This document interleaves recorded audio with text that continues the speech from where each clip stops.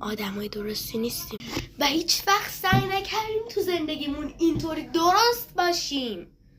میدونین ما ایرانی‌ها مخصوصاً آدمای درستی نیستیم. We aren't. ما واقعا نیستیم. یاد بگم چرا. این مثلا من الان میگم خود مراقبتی، همه میگن خود مراقبتی اینه که من دارم میرم اینجا آدمس بخورم، ناخونم همیشه صاف باشه، ناخونای پامو ژلیش کنم، کفشای خوشگل بپوشم، لباسام همشون خوشگل باشه، کراتی نمیکنم. نه، خود مراقبتی میتونه اینا باشه، اینا هست، اما مغز مریض جامعه میگه اینا هست. جامعه تو مغز ما فرو کرده که اینا هست. درست نیست. همچین چیزی خود مراقبتی نیست. بریم با هم دیگه ببینیم چی. خب گوش کن. ببین خود مراقبتی یعنی مدیتیشن.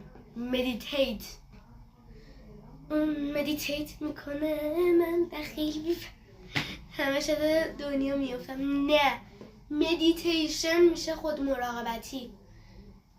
شنیدن یه سری پادکست های مفید گوش دادن میشه خود مراقبتی.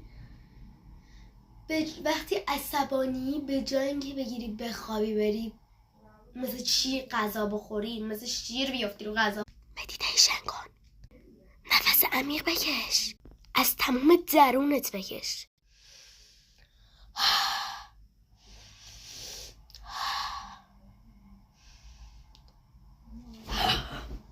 من واقعا موقع مدیتیشن همین میشم، طوری هم که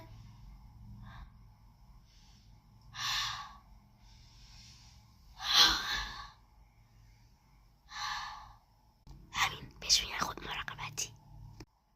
شاید بگین توی بچه چی از این چیزا سرت میشه؟ مراقبتی، مدیتیت؟ What؟ در حالی که واقعا نمیدونید چقدر هوش بچه ها میتونه بالاتر از خیلی از انسان ها باشه. کسی اینو درک نمیکنه چون خود مراقبتی رو ندارین. ذهنتون آگاه نیست، ذهن آرام آگاه.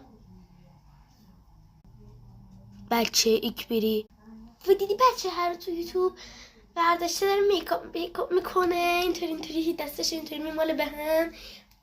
خود مراقبتی یعنی این به ما میخواد یاد بده اصول، در حالی که اصل زندگی تو باید بشه خود مراقبتیت. بای بای